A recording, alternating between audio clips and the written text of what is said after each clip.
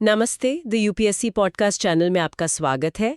आज नितिन सिंघानिया की भारतीय कला और संस्कृति की हमारी श्रृंखला में हम अध्याय 30 यानी प्राचीन और मध्यकालीन भारत में सिक्कों पर चर्चा करेंगे।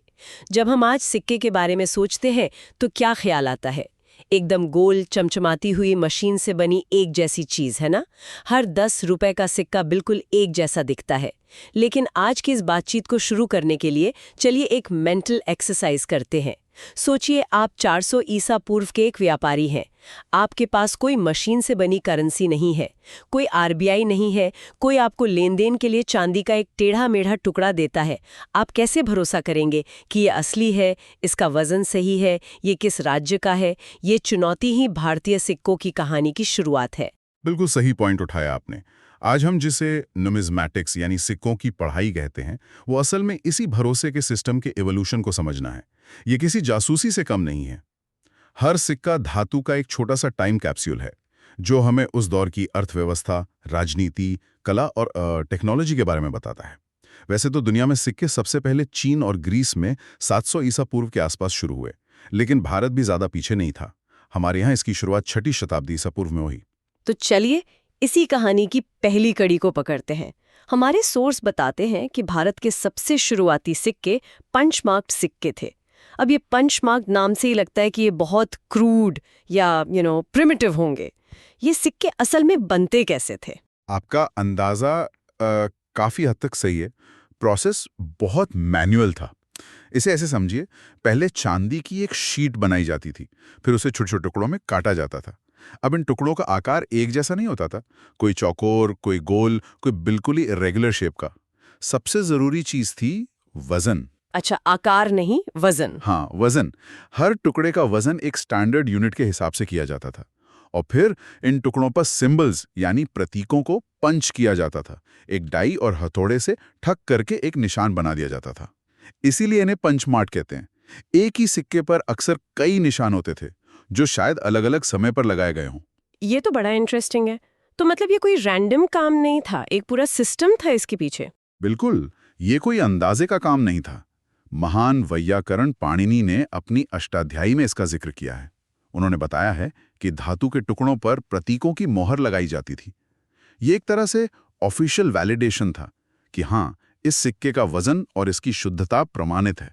और वजन की जो स्टैंडर्ड इकाई थी वो थी रत्ती। ये तो आज भी इस्तेमाल होता है। जी बिल्कुल, एक रत्ती लगभग 0.11 ग्राम की होती थी। और कमाल की बात यह है, ये रत्ती का कॉन्सेप्ट आज तक जिंदा है। आज भी आप किसी पुराने जौहरी के पास जाएं तो वो आपको वजन रत्ती में ही बताएगा। ये हजारों साल पुरानी कंटिन्यूटी है। तो इन पंचमार्क्ड सिक्कों का दौर 6वीं शताब्दी ईसा पूर्व से 2री शताब्दी ईसा पूर्व तक, यानी लगभग 400 साल तक चला। 400 साल, ये तो बहुत लंबा समय है। इतने लंबे अरसे में तो बहुत कुछ बदल जाता है। क्या ये सिक्के शुरू से आखिरी तक एक जैसे ही थे या इनमें भी कोई विकास, कोई एवोल्यूशन हुआ? बहुत अच्छा सवाल है। बिल्कुल, विकास हुआ। इन 400 सालों के इतिहास को समझने के लिए हम इन सिक्कों को 2 मुख्य चरणों में बांट सकते हैं। पहला चरण महाजनपदों का है और दूसरा मौर्य साम्राज्य का। और इन दोनों में आप कह सकते हैं जमीन आसमान का फर्क है। तो पहले महाजनपदों की बात करते हैं। सोर्स में इन्हें पुराण, कारशापण या पण कहा गया है। ये वो दौर था जब भारत में बड़े बड़े राज्य उभर रहे थे। मगध, कौसल, अवंती जैसे आज अलग अलग देश हैं, वैसे ही तब महाजनपद थे। एग्जैक्टली। और जैसे आज हर देश की अपनी करेंसी होती है, वैसे ही हर महाजनपद अपने सिक्के जारी कर रहा था। ये सिक्के गंगा के मैदानी इलाकों में बनते थे और ज्यादातर चांदी के होते थे। जैसा हमने पहले बात की, इनका आकार टेढ़ा मेढ़ा हो सकता था, लेकिन वजन बिल्कुल स्टैंडर्ड होता था, क्योंकि सिक्के की कीमत उसके आकार में नहीं बल्कि उसमें लगी चांदी की मात्रा में थी। द इंट्रिंसिक वैल्यू वाज की। लेकिन एक मिनट, अगर वजन ही सब कुछ था तो फिर इन पर निशान लगाने की क्या जरूरत थी? कोई भी व्यापारी चांदी तौल कर भी तो काम चला सकता था। ये सिंबल्स क्यों जरूरी थे? यही तो सबसे दिलचस्प हिस्सा है। ये निशान सिर्फ डिजाइन नहीं थे, ये गारंटी थे। ये उस राज्य या उस गिल्ड की मुहर थी जो कहती थी, हम इस सिक्के के वजन और शुद्धता की गारंटी लेते हैं। ये बिल्कुल आज के जमाने की ब्रांडिंग जैसा है। अच्छा, जैसे एक लोगो होता है। हाँ बिल्कुल, हर राज्य का अपना अलग निशान था। सोर्स बताता है कि सौराष्ट्र के सिक्कों पर कुबड़ वाला बैल हम्प्ड बुल का निशान था, जो शायद उनकी पेस्टोरल इकोनॉमी को दिखाता हो। दक्षिण पांचाल के सिक्कों पर स्वस्तिक का निशान था, जो एक शुभ प्रतीक माना जाता है। और मगध के सिक्कों पर आमतौर पर 5 निशान होते थे। मगध उस दौर का सुपर पावर बन रहा था। क्या इसका असर उनके सिक्कों पर भी दिखा? बिल्कुल दिखा। मगध के सिक्के उस दौर के अमेरिकन डॉलर की तरह थे। वो पूरे दक्षिण एशिया में सबसे ज्यादा चलन में थे। मगध की सेना बढ़ रही थी, व्यापार बढ़ रहा था, तो उनकी करेंसी की डिमांड भी बढ़ रही थी। ये मगध की बढ़ती आर्थिक और राजनीतिक ताकत का सीधा सबूत था। इन सिक्कों का जिक्र हमें मनुस्मृति और बौद्ध जातक कथाओं में भी मिलता है। अच्छा, कहानियों में भी? हाँ, कहानियों में, दान दक्षिणा में, रोजमर्रा की खरीद फरोख्त में, हर जगह इन सिक्कों का जिक्र था। इससे पता चलता है कि ये सिर्फ ट्रेडिंग के लिए नहीं थे, बल्कि समाज का एक अहम हिस्सा बन चुके थे। सोर्स में एक और मजेदार फैक्ट दिया है कि ये सिक्के उत्तर भारत के मुकाबले दक्षिण भारत में 3 शताब्दियां ज्यादा समय तक चले। ऐसा क्यों? ये एक बेहतरीन सवाल है, जो हमें उस दौर के पॉलिटिकल लैंडस्केप के बारे में बताता है। इसका एक संभावित कारण ये हो सकता है कि मौर्य साम्राज्य का सीधा प्रभाव और उसके बाद आई नई मुद्रा प्रणालियां, जैसे इंडो ग्रीक सिक्के, वो दक्षिण में उतनी तेजी से नहीं पहुंची। उत्तर भारत में राजनीतिक बदलाव तेजी से हो रहे थे, नए नए साम्राज्य आ रहे थे और अपनी नई करेंसी ला रहे थे। ओके, तो साउथ में कॉन्टिन्यूटी ज्यादा थी। जी, लेकिन दक्षिण की स्थानीय अर्थव्यवस्था पुरानी व्यवस्था पर ही ज्यादा समय तक निर्भर रही, तो वहां ये पंचमार्क सिक्के ज्यादा लंबे समय तक रेलेवेंट बने रहे। तो महाजनपदों के ये अलग अलग निशान और सिक्के एक तरह से डिसेंट्रलाइज्ड सिस्टम को दिखाते हैं। हर कोई अपनी पहचान बना रहा था, लेकिन ये अव्यवस्था भी तो पैदा करते होंगे। क्या किसी ने इसे एक स्टैंडर्ड सिस्टम में बदलने की कोशिश की? और यहीं से कहानी मौर्य काल में प्रवेश करती है। जब चंद्रगुप्त मौर्य और चाणक्य ने छोटे छोटे राज्यों को मिलाकर एक विशाल साम्राज्य बनाया, तो उन्हें एक यूनिफाइड सिस्टम की जरूरत पड़ी। एक सेना, एक प्रशासन और एक ही तरह की मुद्रा। यहां हमें चाणक्य की किताब अर्थशास्त्र से बहुत जानकारी मिलती है, जो कि गवर्नेंस का एक मैनुअल है। अर्थशास्त्र में सिक्कों के बारे में क्या लिखा है? चाणक्य ने सिक्के ढालने की प्रक्रिया का विस्तार से वर्णन किया है। उनके अनुसार ये अब किसी लोकल राजा या व्यापारी का काम नहीं था, ये एक स्टेट रन ऑपरेशन था। एक टकसाल का अध्यक्ष होता था, जिसे लक्षणाध्यक्ष कहते थे। उसका काम था सिक्कों की शुद्धता और वजन को कंट्रोल करना। और जो सबसे बड़ा बदलाव आया वो था धातुओं की वैरायटी में। चाणक्य ने अलग अलग धातुओं के पंचमार्क्ड सिक्कों के बारे में बताया है। रूप्रिय यानी चांदी, सुवर्ण रूप मतलब सोना, हाँ, सुवर्ण रूप सोना, ताम्र रूप तांबा और सीसे रूप यानी सीसा। सोने चांदी से लेकर तांबे और सीसे तक। महाजनपद तो ज्यादातर चांदी के सिक्के बना रहे थे, पर मौर्यों के पास सोने से लेकर सीसे तक की रेंज थी। So what does this all mean? If we connect this to the bigger picture, तो इससे एक जटिल और बहुस्तरीय अर्थव्यवस्था का पता चलता है। सोचिए, एक विशाल साम्राज्य को चलाने के लिए आपको हर स्तर पर लेन देन करना है।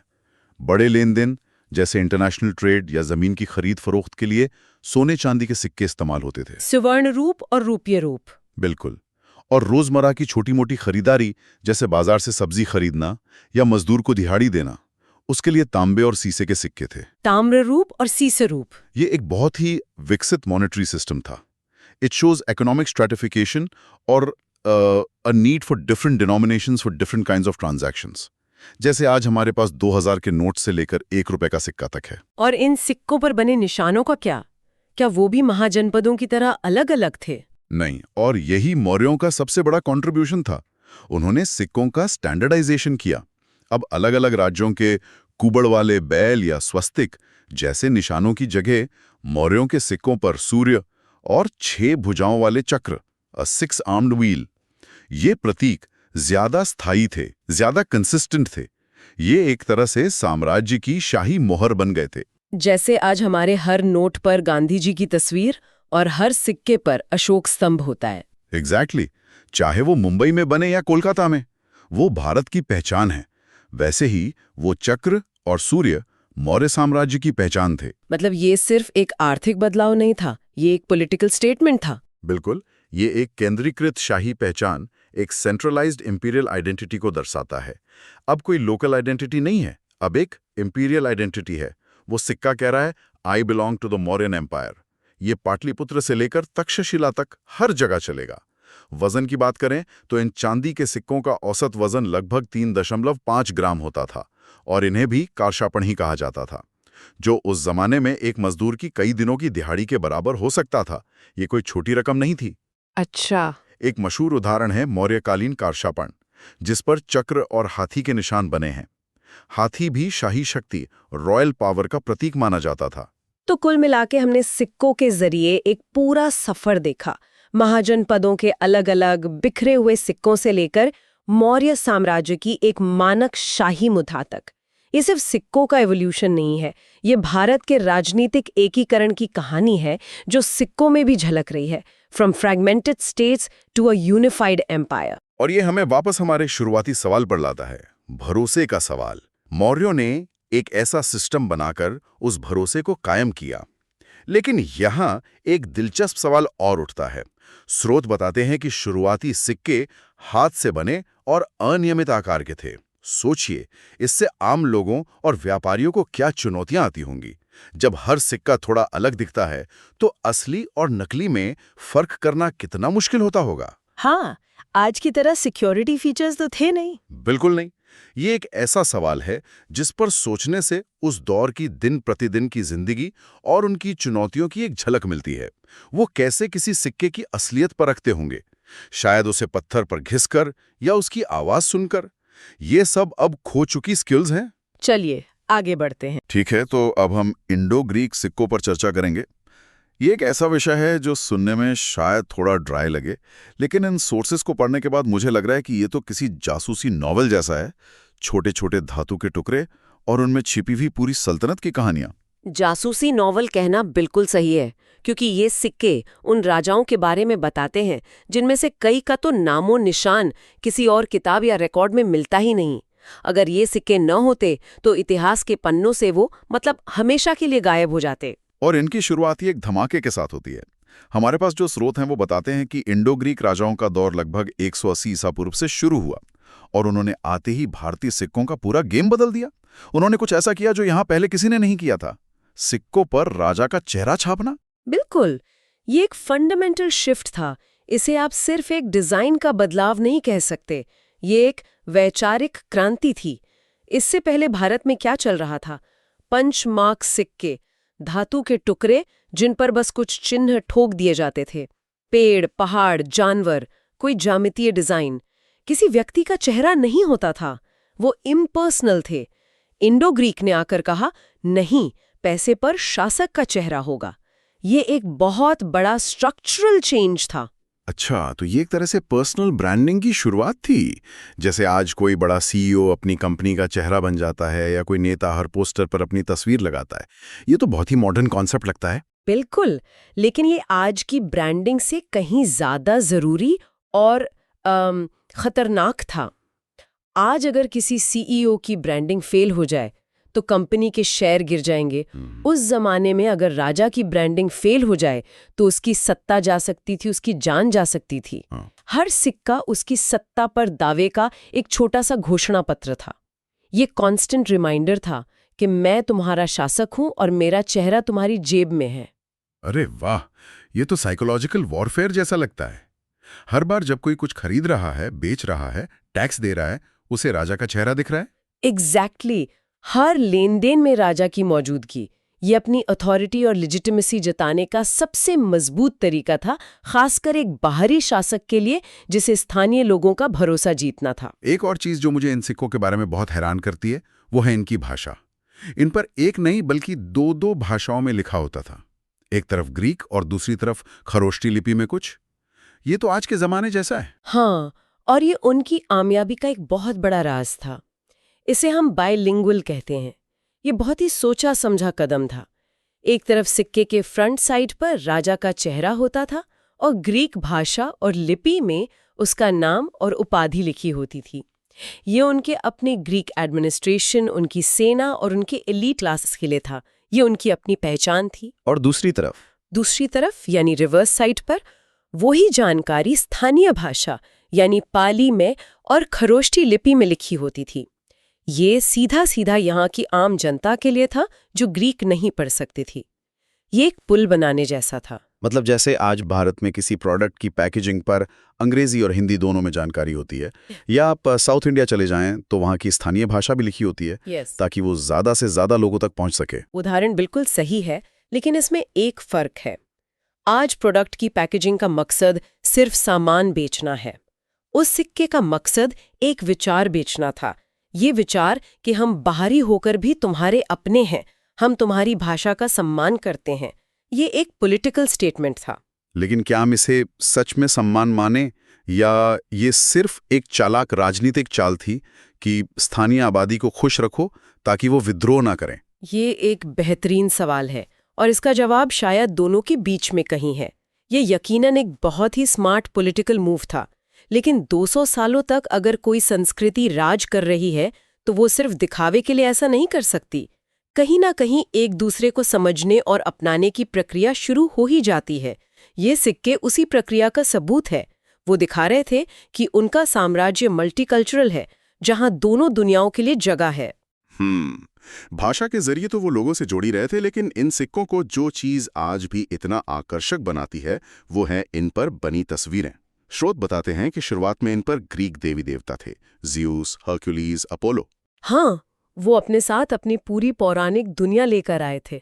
जैसे कोई अपना देश छोड़कर दूसरे देश जाता है तो अपने घर में अपने देवी देवताओं की तस्वीरें रखता है, ठीक वैसे ही ज़्यूस उनके देवताओं के राजा, जैसे हमारे यहाँ इंद्र, हरक्यूलिस ताकत और वीरता के प्रतीक। ये सिक्के उनके अपने कल्चरल वैल्यूज का प्रदर्शन थे। वो कह रहे थे, देखो हम ये हैं और इन पर विश्वास करते हैं। लेकिन फिर कहानी में एक मजेदार मोड़ आता है। अचानक इन सिक्कों पर भारतीय देवताओं की तस्वीरें भी दिखने लगती हैं। ये कैसे हुआ? और यही इन सिक्कों की कहानी का सबसे दिलचस्प हिस्सा है। ये कल्चरल एसिमिलेशन का एक क्लासिक उदाहरण है। जैसे कोई विदेशी फूड चेन भारत आकर अपने मेन्यू में पनीर टिक्का बर्गर या मसाला फ्राइज शामिल कर लेती है। ये दिखाता है कि वो सिर्फ शासन नहीं कर रहे थे, बल्कि यहाँ की संस्कृति से जुड़ भी रहे थे, उसे समझ भी रहे थे। शायद ये उनकी जरूरत भी थी, स्थानीय लोगों को ये दिखाने के लिए कि हम तुम्हारे धर्म और तुम्हारी मान्यताओं का भी सम्मान करते हैं। और इतिहासकारों के लिए तो ये सिक्के किसी खजाने से कम नहीं है। एक बात जिसने मुझे चौंका दिया वो ये है कि कई इंडो ग्रीक राजाओं के बारे में हमें सिर्फ और सिर्फ उनके सिक्कों से पता चला है। उनका कोई और रिकॉर्ड ही नहीं है।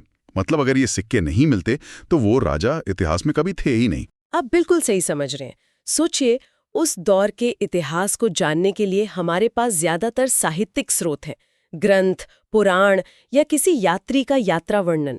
उनमें अक्सर लिखने वाले का अपना बायस होता है या बातें बढ़ा चढ़ाकर लिखी होती हैं। राजा को भगवान का अवतार बता दिया जाता है। लेकिन सिक्के एक तरह से कॉन्क्रीट एविडेंस है, पुरातात्विक तथ्य। वो उस समय का एक ऑफिशियल डॉक्यूमेंट है जो धातु पर छपा हुआ है। मतलब ये झूठ नहीं बोलते?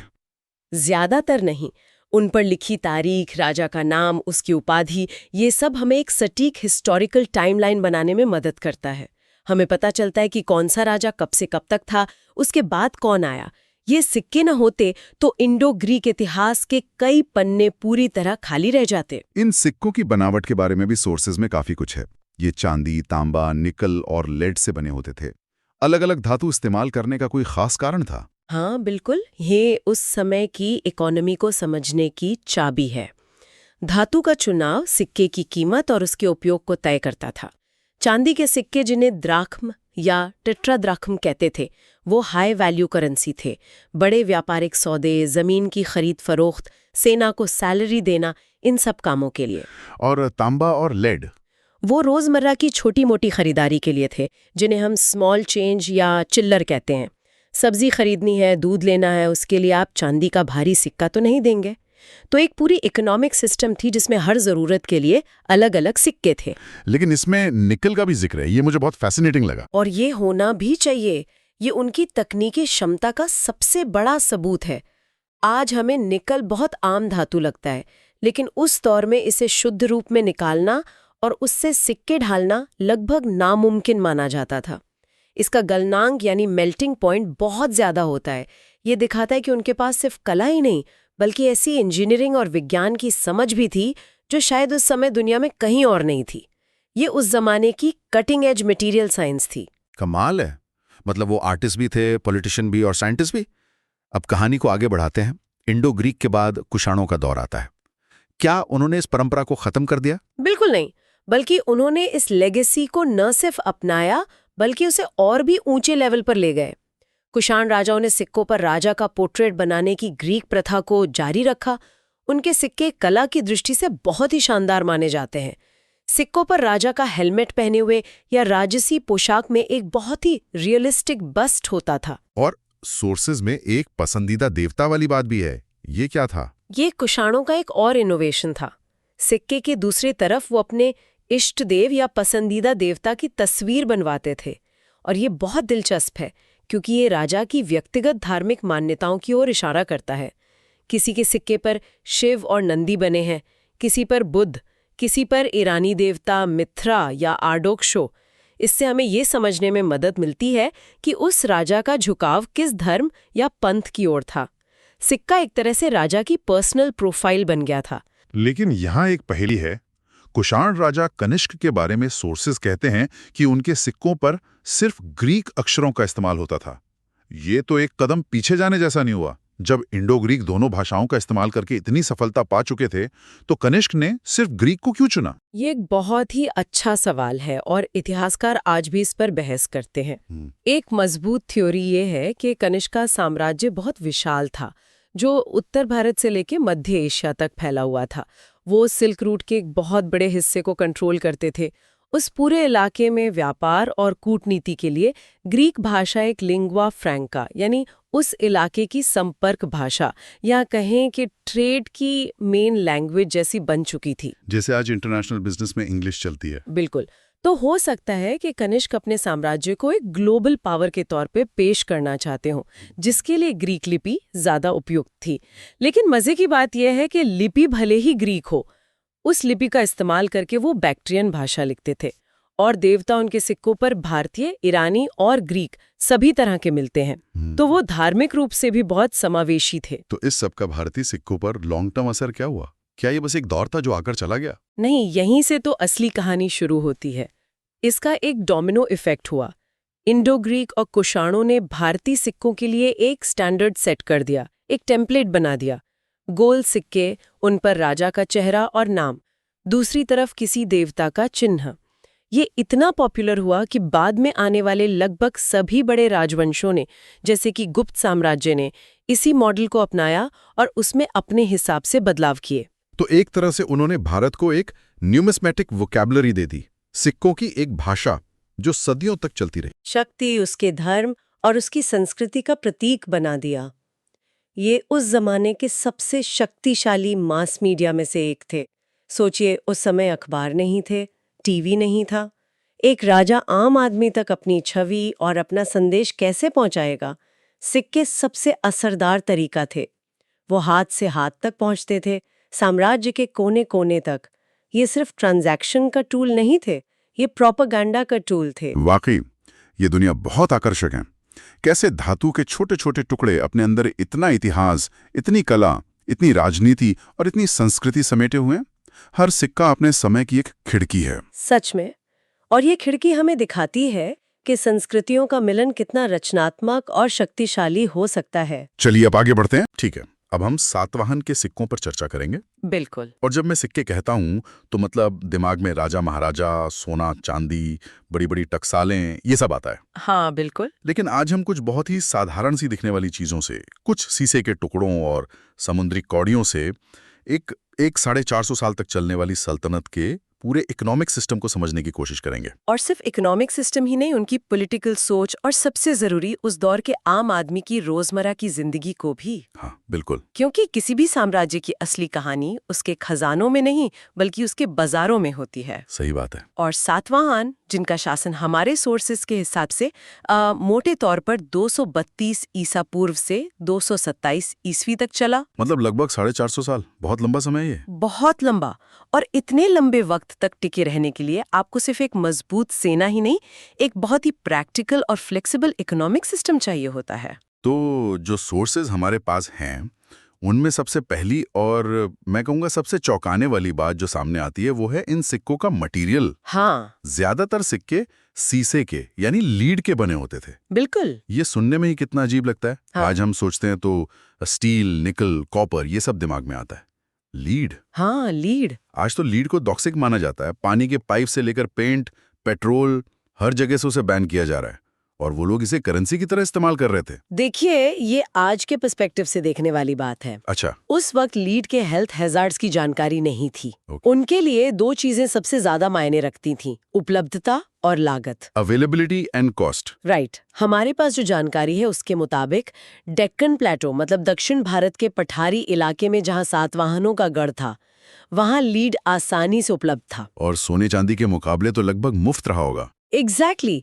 जब आपको पूरे साम्राज्य के लिए लाखों करोड़ों सिक्के ढालने हो तो आप सबसे सस्ता और आसानी से मिलने वाला मटेरियल ही चुनेंगे। ये प्रैक्टिकलिटी का मामला था, प्रेस्टीज का नहीं। बिल्कुल। जैसे कोई बड़ी कंपनी अपने सारे ऑफिसों में फैंसी इटालियन मार्बल नहीं लगाती, वो विट्रीफाइड टाइल्स लगा देती है। काम वही करती है और बजट में रहती है। Perfect analogy. It's a question of scale. लेकिन इसका मतलब ये नहीं कि उनके पास सिर्फ लीड ही था। अच्छा, और भी कुछ था? हाँ, खुदाई में जो सबूत मिले हैं वो बताते हैं कि चांदी के सिक्के भी थे, पर बहुत कम, एक्सट्रीमली रेयर। तो फिर ये चांदी के सिक्के किसके लिए थे? मतलब आम आदमी की जेब में तो नहीं रहते होंगे? नहीं, बिल्कुल नहीं। क्या ये किसी दूसरे राज्य के साथ ट्रेड के लिए थे, या राजा अपने सेनापतियों को इनाम में देता होगा? बहुत हद तक यही संभावना है। चांदी के सिक्के हमेशा से हाई वैल्यू ट्रांजैक्शंस और इंटरनेशनल ट्रेड के लिए रिजर्व रहे हैं। अच्छा। शायद रोम से आने वाले किसी व्यापारी को पेमेंट करनी हो या कोई जमीन का बहुत बड़ा सौदा हो रहा हो। आप इन्हें आज के 2000 के नोट की तरह समझ सकते हैं। हाँ, जो आप रोज रोज सब्जी खरीदने के लिए इस्तेमाल नहीं करते। बिल्कुल। वो सिस्टम में होते हैं पर सर्कुलेट कम होते हैं। और एक पोटिन नाम के मटेरियल का भी जिक्र है। हाँ, पोटिन। ये चांदी और तांबे का एक अलॉय, एक मिश्रण था। ये तो पक्का वाला जुगाड़ लगता है। मतलब शुद्ध चांदी महंगी पड़ रही होगी तो उसमें थोड़ा सस्ता तांबा मिला दिया ताकि ज्यादा सिक्के बन जाएं। आप इसे जुगाड़ कह सकते हैं, लेकिन ये उस दौर की एक बहुत सोची समझी इकोनॉमिक स्ट्रैटेजी थी। अच्छा, कैसे? जब आपके खजाने में चांदी कम हो लेकिन आपको बाजार में करेंसी की सप्लाई बनाए रखनी है, तो आप डीबेसमेंट का सहारा लेते हैं। कीमती धातु में सस्ती धातु मिला देते हैं। समझ गया। इससे सिक्कों की संख्या भी बढ़ जाती है और उसकी फेस वैल्यू भी बनी रहती है। एग्जैक्टली। ये तो आज भी होता है। जैसे चॉकलेट कंपनियां कोको के दाम बढ़ने पर अपनी चॉकलेट में कोको कम करके चीनी या तेल बढ़ा देती हैं। रैपर वही, दाम वही, पर अंदर का माल बदल गया। बिल्कुल वही कॉन्सेप्ट है।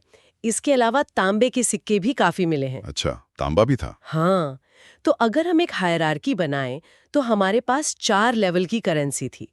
सबसे ऊपर बहुत रेयर चांदी, ठीक है। उसके नीचे पुटीन, फिर तांबा, और सबसे नीचे जो आम जनता के लिए था वो था लेड। वाह, ये तो एक मल्टी लेयर्ड मॉनेटरी सिस्टम को दिखाता है। बिल्कुल। लेकिन एक बात जो सोर्स में साफ साफ लिखी है, वो मुझे थोड़ी अजीब लगी। कौन से? लिखा है कि सातवाहन के सिक्के डिवॉइड ऑफ एनी ब्यूटी और आर्टिस्टिक मेरिट थे। मतलब उनमें कोई कलाकारी या सुंदरता नहीं थी। ये तो बड़ी अनग्लैमरस बात हो गई। हाँ, और यहीं पर सबसे बड़ा और सबसे गहरा पॉइंट छिपा है। क्या? इसका मतलब है कि सातवाहनों के लिए सिक्कों का मकसद पूरी तरह से फंक्शनल था, प्योरली इकोनॉमिक। अच्छा। वो इसे कला या प्रोपेगेंडा का प्रदर्शन करने का माध्यम नहीं मानते थे। उनका फोकस सिक्के की वैल्यू पर था, उसकी खूबसूरती पर नहीं। मतलब वो सिक्के से ये नहीं कहलवाना चाहते थे कि देखो हमारा राजा कितना महान और सुंदर है। नहीं, वो बस ये चाहते थे कि सिक्का बाजार में चले। एग्जैक्टली। अब आप इसकी तुलना ग्रीक या रोमन सिक्कों से कीजिए। हाँ। अगर आप सिकंदर का कोई सिक्का देखें तो उस पर उसके बालों की लटें तक साफ दिखती हैं। उसकी आंखों में एक एम्बिशन नजर आता है। वो सिर्फ पैसा नहीं, वो पावर प्रोजेक्शन है। एक चलता फिरता विज्ञापन है राजा की शक्ति का। हाँ, और उसकी तुलना में सातवाहन का सिक्का, जिस पर बस एक हाथी का मोटा मोटा खाका बना है, दोनों की सोच में जमीन आसमान का फर्क है। जैसे आज हमारे सिक्के और नोट हैं, उनका डिजाइन फंक्शनल होता है, असली मकसद सिक्योरिटी फीचर्स होते हैं। हाँ, वो तार, वो वाटरमार्क, वो अलग अलग एंगल से दिखने वाले नंबर। कोई ये नहीं सोचता कि इस 500 के नोट को फ्रेम करा के दीवार पे लगाऊं। बिल्कुल। उसका काम चलना है, सुंदर दिखना नहीं। सही बात है। और सोर्स आगे यही कहता है कि भले ही वो कला के लिहाज से बेहतरीन न हो, लेकिन सातवाहन वंश के इतिहास को लिखने के लिए वो एक वैल्यूएबल सोर्स मटेरियल है। वो अपने आप में एक हिस्टोरिकल डॉक्यूमेंट है। हाँ, उनकी बदसूरती ही उनकी सबसे बड़ी खूबी है, क्योंकि वो हमें उस दौर की सच्चाई दिखाते हैं, बिना किसी लाग लपेट के। The beauty lies in their utility. तो इन सिक्कों पर होता क्या था? अगर राजा की शक्ल नहीं होती थी तो क्या बना होता था? इतिहासकारों को जो सिक्के मिले हैं उनके मुताबिक ज्यादातर सिक्कों के एक तरफ हाथी, घोड़ा, शेर या फिर एक चैत्य का चित्र होता था। चैत्य? हाँ, चैत्य। ये क्या होता है? चैत्य एक तरह का पूजा स्थल या स्तूप होता है जो अक्सर बौद्ध धर्म से जुड़ा होता है। अच्छा। सिक्कों पर चैत्य का होना ये दिखाता है कि सातवाहन राजा शायद बौद्ध धर्म के संरक्षक थे या कम से कम उसका बहुत सम्मान करते थे। ये हमें उनके धार्मिक झुकाव के बारे में एक बहुत इंपॉर्टेंट क्लू देता है। तो ये सिंबल सिर्फ एक डिजाइन नहीं है, ये उनकी पॉलिटिकल और सोशल आइडेंटिटी का हिस्सा है। बिल्कुल। और सिक्के की दूसरी तरफ ज्यादातर उज्जैन सिंबल होता था। उज्जैन सिंबल। हाँ। सो से समझाता है एक क्रॉस जिसकी चारों भुजाओं के सिरों पर एक एक गोला होता है। मतलब एक प्लस का निशान जिसके चारों कोनों पर एक एक सर्कल हो। बिल्कुल, ये उनका एक स्टैंडर्ड चिन्ह था। जैसे आज हमारे सिक्कों पर अशोक स्तंभ होता है जो भारत सरकार की मुहर है, वैसे ही उज्जैन सिंबल सातवाहन शासन की ऑफिशियल स्टैम्प था, a mark of authority. Exactly. ये तो बड़ा ऑर्गेनाइज लगता है। एक तरफ लोकल या धार्मिक सिंबल और दूसरी तरफ एक स्टैंडर्ड इंपीरियल सिंबल। मतलब सिस्टम पूरा सेट था। हाँ। और भाषा, इन सिक्कों पर कुछ लिखा भी होता होगा। हाँ, और ये भी बहुत दिलचस्प है। सिक्कों पर राजा का नाम और उसकी उपाधि प्राकृत भाषा में लिखी होती थी, ब्राह्मी लिपि में। प्राकृत में, संस्कृत में नहीं? नहीं, प्राकृत में। और ये भी बहुत बड़ा पॉलिटिकल स्टेटमेंट है। उस दौर में संस्कृत विद्वानों और धार्मिक ग्रंथों की भाषा मानी जाती थी, जबकि प्राकृत आम लोगों की भाषा थे। मतलब राजा अपनी प्रजा से उनकी भाषा में बात कर रहा था। हाँ, it's about connecting with the message. एकदम सही। वो ये नहीं कह रहा कि तुम मेरी भाषा सीखो, वो कह रहा कि मैं तुम्हारी भाषा बोल रहा हूँ। एकदम सही। तो ये सिक्के जो दिखने में भद्दे हैं, वो हमें उस जमाने के material, technology, art, religion, politics और लैंग्वेज सबके बारे में कुछ न कुछ बता रहे हैं। तो ये तो हुई सिक्कों की बात जो राजा और शासन की तरफ से आते थे। लेकिन अब सबसे बड़ा सवाल, क्या एक आम आदमी, एक किसान या एक मजदूर बाजार में सब्जी खरीदने के लिए लीड का सिक्का इस्तेमाल करता था? मुझे ये थोड़ा इम्प्रैक्टिकल लग रहा है। को सामने लाता है। अच्छा। सोर्स बताता है कि सिक्कों के अलावा उस समय के बाजार में छोटे मोटे लेन देन का एक और बड़ा माध्यम था, कौड़ी। कौड़ी, काउरी शेल। हाँ, कौड़ी। अरे वाह, हमने तो सिर्फ मुहावरों में सुना है, एक फूटी कौड़ी नहीं दूंगा या कौड़ियों के दाम बिक गया। हाँ, तो ये सच में करेंसी की तरह इस्तेमाल होती थी? मुझे तो लगता था ये सिर्फ कहने की बात है। नहीं, ये 16 आने सच हकीकत थी। और सिर्फ भारत में ही नहीं, अफ्रीका से लेकर चीन तक दुनिया के कई हिस्सों में कौड़ियां सदियों तक करेंसी की तरह इस्तेमाल होती रहीं। कमाल है। सोर्स साफ कहता है कि आम लोग, ऑर्डिनरी मासेस, अपने छोटे मोटे आर्थिक लेन देन, स्मॉल स्केल इकोनॉमिक ट्रांजैक्शंस के लिए बड़ी संख्या में कौड़ियों का इस्तेमाल करते थे। इसका मतलब ये हुआ कि जैसे आज हमारे पास बड़े नोटों के साथ चिल्लर होते हैं, हाँ। या बैंक ट्रांसफर के साथ यूपीआई होता है। हाँ, बिल्कुल। वैसे ही उस दौर में बड़े लेन देन के लिए सातवाहन सिक्के थे और रोजमर्रा की छोटी मोटी खरीदारी के लिए कौड़ियां थीं। एकदम सही एनालॉजी है। आप सोचिए, लीड का सबसे छोटा सिक्का भी शायद किसी छोटी मोटी चीज के लिए ज्यादा हो। हाँ, जैसे आज आप 2000 का नोट देकर 10 रुपए की धनिया पत्ती नहीं खरीद सकते, आपको छुट्टा चाहिए। कौड़ियां उस जमाने का छुट्टा थीं। वो आम आदमी की करेंसी थी। और ये आती कहाँ से थी? क्या ये भारत के समुद्र तट पर मिलती थी? यहाँ एक और फैसिनेटिंग डिटेल है। जो कौड़ियां भारत में इस्तेमाल होती थीं, वो ज्यादातर मालदीव के पास हिंद महासागर से आती थीं। क्या बात कर रहे हैं, मालदीव से? हाँ, इसका मतलब ये है कि उस समय एक एक्टिव मैरीटाइम ट्रेड नेटवर्क था जो इन कौड़ियों को पहले भारत के बंदरगाहों तक लाता था और फिर वहां से व्यापारी इन्हें देश के अंदरूनी हिस्सों तक पहुंचाते थे। ये तो कमाल की बात है। मतलब एक आम आदमी जो अपने गांव के बाजार में कौड़ी से कुछ खरीद रहा है, वो अनजाने में एक इंटरनेशनल ट्रेड नेटवर्क का हिस्सा है। बिल्कुल, वो कौड़ी मालदीव से चलकर उसकी जेब तक पहुंची है। ये ग्लोबलाइजेशन का एक प्राचीन रूप है। वाह। और सबसे महत्वपूर्ण बात जो सोर्स में लिखी है वो ये कि इन कौड़ियों की बाजार में एक तय कीमत, एक डेफिनेट वैल्यू होती थी, ठीक सिक्कों की तरह। अच्छा। वो सिर्फ कोई अदला बदली की चीज, मतलब बार्टर नहीं थी, वो अपने आप में एक स्वीकृत मुद्रा थी। मतलब एक सिस्टम था जिसके तहत सबको पता था कि 50 कौड़ी का मतलब क्या है और 100 कौड़ी का मतलब क्या है। बिल्कुल। तो क्या सरकार इन कौड़ियों को मान्यता देती थी? और was it an informal economy? Source इस पर बहुत विस्तार से नहीं कहता, लेकिन ज्यादातर इतिहासकारों का मानना है कि ये एक डी फैक्टो सिस्टम था। De facto. सरकार सीधे तौर पर इसे इशू नहीं करती थी, लेकिन बाजार में इसके चलन को स्वीकार करती थी। सरकार को भी पता था कि उसके लीड के सिक्के हर छोटे ट्रांजैक्शन के लिए प्रैक्टिकल नहीं है। तो उन्होंने लोगों को अपना ही सिस्टम चलाने दिया। हाँ, एक तरह का इनफॉर्मल इकोनॉमी, जिसे फॉर्मल सिस्टम ने अपनी साइलेंट अप्रूवल दे रखी थी। मतलब उस दौर की इकोनॉमी के दो चेहरे थे, अ ड्यूअल करेंसी सिस्टम। बिल्कुल। एक ऑफिशियल चेहरा जो सिक्कों में दिखता है, जिसे सरकार कंट्रोल करती है, और एक आम जनता का चेहरा जो कौड़ियों में चलता था, जो ऑर्गेनिक था, जो लोगों की जरूरत से पैदा हुआ था और लोगों के भरोसे पर चलता था। दोनों साथ साथ मौजूद थे, और ये हमें दिखाता है कि सातवाहन का शासन कितना प्रैक्टिकल और मैच्योर था। हाँ, उन्होंने हर चीज पर रिजिड कंट्रोल करने की कोशिश नहीं की। नहीं की। उन्होंने देखा कि समाज में एक सिस्टम पहले से काम कर रहा है और वो इफेक्टिव है, तो उसे चलने दिया। The state and the market, they coexisted peacefully. वाकई, सिर्फ कुछ भद्दे से दिखने वाले सिक्कों और छोटी छोटी कौड़ियों के जिक्र से हमें उस समाज की कितनी गहरी समझ मिल रही है। सही पकड़ा आपने। एक मजबूत सल्तनत सिर्फ टॉप डाउन कंट्रोल से नहीं बनती, बल्कि जमीनी हकीकत को समझने और उसे अपने सिस्टम में जगह देने से चलती है। चलिए आगे बढ़ते हैं। ठीक है, अब हम वेस्टर्न सेट्रैप्स या इंडो-साइथियंस के सिक्कों पर चर्चा करेंगे। तो आज के हमारे सोर्सेज हमें पश्चिमी भारत के एक बहुत ही दिलचस्प और सच कहूं तो काफी अंडररेटेड राजवंश के दौर में ले जाते हैं, वेस्टर्न सेट्रैप्स। इनका शासनकाल कोई छोटा मोटा नहीं था, लगभग 35 एडी से 405 एडी तक। मतलब करीब करीब 400 साल। 400 साल। और इनका इलाका था आज का गुजरात, मालवा और काठियावाड़। तो आज हमारी मिशन यह है कि हम इनके छोटे छोटे चांदी के सिक्कों को डिकोड करें और देखें कि एक पूरे साम्राज्य का पॉलिटिकल प्लेबुक, उनकी इकोनॉमिक पॉलिसी, सब कुछ कैसे बताते हैं। और ये दिलचस्प इसलिए भी है क्योंकि इनका जो मूल था वो शक यानी साका था। मतलब ये मध्य एशिया से आए थे, जिन्हें एक तरह से फॉरेनर्स माना जाता था। हाँ, तो सोचिए, एक बाहरी शक्ति भारत में आती है और एक ऐसा साम्राज्य स्थापित करती है जो लगभग 4 शताब्दियों तक फलता फूलता है। ये कोई एक्सीडेंट नहीं हो सकता। नहीं, बिल्कुल नहीं। इसके पीछे एक बहुत ही सोफिस्टिकेटेड स्ट्रैटेजी रही होगी और उसकी झलक, जैसा आपने कहा, इन सिक्कों में मिलती है। ये सिक्के इतिहास की छोटी छोटी टाइम कैप्सूल्स हैं। चलिए इसकी परतें खोलते हैं। सोर्सेस कहते हैं कि ये सिक्के हिस्टोरिकल पॉइंट ऑफ व्यू से बहुत ज्यादा महत्वपूर्ण है।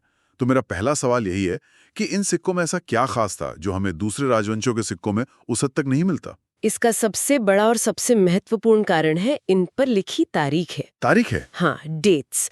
ये सिक्के शक संवत साका एरा में डेटेड हैं, जिसकी शुरुआत 78 एडी से होती है। अब देखिए, प्राचीन भारत के इतिहास को रिकंस्ट्रक्ट करने में इतिहासकारों के लिए सबसे बड़ी चुनौती यही रही है, एक रिलायबल टाइमलाइन। बिल्कुल। ज्यादातर राजवंशों के बारे में हमें ग्रंथों या शिलालेखों से पता चलता है, लेकिन उनमें अक्सर वेग रेफरेंसेस होते हैं, जैसे इस राजा ने उस राजा के बाद शासन किया। कोई फिक्स्ड डेट मिलना लगभग नामुमकिन होता है। एग्जैक्टली। मतलब ये कुछ ऐसा है कि आपको अपने परदादा की कोई पुरानी संदूकची मिले और उसमें उनकी चिट्ठियां हों, पर किसी पर तारीख ना लिखी हो, बस लिखा हो जब पहली बारिश हुई थी या फसल कटने के बाद। हाँ, सही। आप एक मोटा मोटा अंदाजा तो लगा सकते हैं, लेकिन पूरी फैमिली हिस्ट्री का टाइमलाइन नहीं बना सकते। और फिर अचानक उसी संदूकची में एक डायरी मिल जाए जिसमें हर दिन की तारीख लिखी हो, उससे तो पूरी कहानी क्रिस्टल क्लियर हो जाएगी। एकदम सही। ये सिक्के इतिहासकारों के लिए वही डायरी हैं। ये इतिहास की टाइमलाइन पर एक जीपीएस कोऑर्डिनेट की तरह काम करते हैं। ये सिर्फ वेस्टर्न सट्राप्स के राजाओं का सटीक कालक्रम ही तय नहीं करते। अच्छा। बल्कि ये उनके समकालीन राजवंशों के टाइमलाइन को भी सेट करने में मदद करते हैं। जैसे उनके सबसे बड़े प्रतिद्वंदी थे दक्कन के सातवाहन। अब अगर किसी सातवाहन अभिलेख में किसी शक राजा का जिक्र है, तो हम इन सिक्कों की मदद से उस अभिलेख का भी समय तय कर सकते हैं। ये एक तरह का हिस्टोरिकल एंकर पॉइंट बन जाता है। वाह, तो ये सिर्फ अपनी कहानी नहीं, अपने पड़ोसियों की कहानी भी सेट कर रहे थे। अब यहाँ से बात और दिलचस्प हो जाती है। चलिए इन सिक्कों के डिजाइन की बात करते हैं। एक तरफ तो राजा का सिर बना हुआ है, जो काफी स्टैंडर्ड प्रैक्टिस है। हाँ, वो तो है। अपनी सत्ता दिखाना, अपना चेहरा प्रजा तक पहुंचाना, एक तरह की ब्रांड बिल्डिंग कि देखो ये है तुम्हारा शासक। बिल्कुल, वो ग्रीको रोमन ट्रेडिशन से काफी प्रभावित था। लेकिन असली कहानी, जैसा आप कह रहे हैं, वो सिक्के के दूसरी तरफ है। रिवर्स साइड पे। हाँ, रिवर्स साइड पर। वहाँ हमें बौद्ध चैत्य या स्तूप का चिन्ह मिलता है जिसके ऊपर चांद और सूरज बने हैं। अब ये बात बहुत फैसिनेट करती है। क्यों? एक विदेशी मूल का राजवंश जो बाहर से आया है, वो अपने सिक्कों पर अपनी पहचान का कोई सिंबल इस्तेमाल नहीं कर रहा। सही। मध्य एशिया से जुड़ा कोई घोड़ा या कोई और चिन्ह, हाँ, कुछ वैसा। बल्कि वो भारत के एक प्रमुख स्थानीय धर्म बौद्ध धर्म का प्रतीक इस्तेमाल कर रहा है। ये एक बहुत बड़ा स्टेटमेंट है। और सोर्स ये भी कहता है कि ये डिजाइन उन्होंने अपने सबसे बड़े राइवल्स सातवाहनों से बोरो किया। हाँ, बोरो किया था। हाँ, ये तो आज के कॉर्पोरेट वर्ल्ड जैसा हो गया, जैसे पेप्सी और कोक एक दूसरे के एड कैंपेन से इंस्पायर होते रहते हैं। हाँ, बिल्कुल। तो क्या ये सिर्फ एक अच्छी डिजाइन की नकल थी या इसके पीछे कोई और गहरा मकसद था? ये सिर्फ नकल से कहीं ज्यादा था। ये एक बहुत सोची समझी राजनीतिक और सांस्कृतिक चाल थी। इसे हम कहते हैं legitimisation of power. Legitimisation of power. हाँ, जब कोई बाहरी शासक आता है तो उसे स्थानीय प्रजा की स्वीकृति चाहिए होती है। आप सिर्फ तलवार के दम पर 400 साल तक राज नहीं कर सकते। सही बात है। आपको लोगों के दिलों में, उनके कल्चर में जगह बनानी पड़ती है। उनके धर्म, उनके प्रतीकों को अपनाकर वो ये संदेश दे रहे थे कि हम आप में से एक हैं। हम आपके विश्वास और आपकी परंपराओं का सम्मान करते हैं। ये अपनी पावर स्ट्रक्चर को लोकल रूट्स देकर मजबूत करने का एक बहुत ही स्मार्ट तरीका था। बिल्कुल। जैसे आज भारत में कोई विदेशी कंपनी आती है तो वो दिवाली पर एड्स बनाती है, या मैकडॉनल्ड्स यहाँ आकर मैक आलू टिक्की बर्गर बेचता है। एग्जैक्टली, मैक आलू टिक्की। वो ये नहीं कहते कि आप हमारा अमेरिकन कल्चर अपनाओ, वो कहते हैं कि हम आपके कल्चर को समझते हैं और उसका हिस्सा बनना चाहते हैं। तो ये सतराब्स भी 2000 साल पहले यही कल्चरल एडेप्टेशन कर रहे थे। बिल्कुल। लेकिन एक सवाल है, क्या इससे ये खतरा नहीं था कि उनकी अपनी शक पहचान कमजोर पड़ जाए, या क्या ये सिर्फ एक सिनिकल पॉलिटिकल मूव था जिसका धर्म से कोई लेना देना नहीं था? बहुत अच्छा सवाल है और इसका जवाब शायद दोनों के बीच में है। ये निश्चित रूप से एक प्रैग्मैटिक पॉलिटिकल मूव था। इससे ये भी पता चलता है कि उस समय पश्चिमी भारत में बौद्ध धर्म का कितना गहरा प्रभाव था। ये कोई छोटा मोटा धर्म नहीं था, बल्कि इतना शक्तिशाली था कि एक विदेशी शासक को उसे अपने राज के चिन्ह यानी सिक्के पर जगह देनी पड़ी। मतलब ये जनता की नब्ज पहचानने जैसा था। हाँ, लेकिन इसे सिर्फ सिनिकल कहना भी ठीक नहीं होगा। आप सोचिए, 400 साल के शासन में कई पीढ़ियां गुजर जाती हैं। धीरे धीरे ये शक शासक भारतीय संस्कृति में घुल मिल गए। सही। उन्होंने यहाँ के धर्म अपनाए, यहाँ की भाषाएं अपनाई और एक नई हाइब्रिड इंडो-सिथियन आइडेंटिटी बनाई। तो जो चीज शायद पहली पीढ़ी के लिए पॉलिटिकल मूव थी, वो चौथी पीढ़ी के लिए उनकी अपनी कल्चरल रियलिटी बन गई होगी। सही बात है। अच्छा, ये सिर्फ डिजाइन और सिंबल्स की बात नहीं है। सोर्स में एक और दिलचस्प डिटेल है जो अक्सर मिस हो जाती है। वो है इन सिक्कों का मेटल। हाँ, चांदी। ये हाई प्योरिटी चांदी के बने हैं। इसका क्या मतलब है? ये एक बहुत महत्वपूर्ण इकोनॉमिक इंडिकेटर है। प्राचीन काल में अच्छी क्वालिटी के चांदी के सिक्के जारी करना इस बात का सबूत था कि राज्य की इकोनॉमी बहुत मजबूत है। अच्छा। इसका मतलब है कि वेस्टर्न सात्राप्स के पास चांदी का एक रिलायबल सोर्स था। ये चांदी या तो उन्होंने खदानों से निकाली होगी, या फिर जो ज्यादा लाइकली है, ये ट्रेड से आई होगी। ट्रेड से? हाँ, गुजरात का तट उस समय भारत के सबसे बिजी ट्रेड हब्स में से एक था। यहाँ से रोम और पश्चिमी दुनिया के साथ जबरदस्त समुद्री व्यापार होता था। अच्छी क्वालिटी के चांदी के सिक्के ये दिखाते हैं कि सैट्रप्स का इन प्रॉफिटेबल ट्रेड रूट्स पर कंट्रोल था और वो इतने अमीर थे कि अपनी करेंसी की प्यूरिटी मेंटेन कर सकें। मतलब एक स्टेबल और प्योर करेंसी से ट्रेड में भरोसा बढ़ता है। एग्जैक्टली। तो ये सिक्के उनकी मिलिट्री पावर के साथ साथ उनकी इकोनॉमिक पावर की भी कहानी कहते हैं। कमाल है। मतलब एक छोटा सा सिक्का उनकी फॉरेन पॉलिसी, डोमेस्टिक पॉलिसी और अब इकोनॉमिक पॉलिसी भी बता रहा है। सो what does this all mean for the common person? अब भाषा की बात करते हैं। स्रोत कहता है कि इन पर प्राकृत भाषा का इस्तेमाल हुआ है। हाँ, ये भी एक इंटरेस्टिंग चॉइस है। क्यों? ये एक और मास्टर स्ट्रोक था। उस समय संस्कृत जो थी वो विद्वानों, पुरोहितों और राज दरबार की भाषा मानी जाती थी, एक तरह से हाई कल्चर की भाषा। लेकिन प्राकृत आम बोलचाल की भाषा थी। वो लिंग्वा फ्रैंका थी। बाजार में, घरों में, सेना में, हर जगह प्राकृत बोली और समझी जाती थी। सही। सिक्के कोई म्यूजियम पीस तो होते नहीं है, वो रोजमर्रा के इस्तेमाल की चीज है। सब्जी खरीदने से लेकर लगान देने तक हर हाथ से गुजरते हैं। बिल्कुल। उन पर प्राकृत का इस्तेमाल ये दिखाता है कि शासक सीधे आम जनता से कम्युनिकेट करना चाहते थे।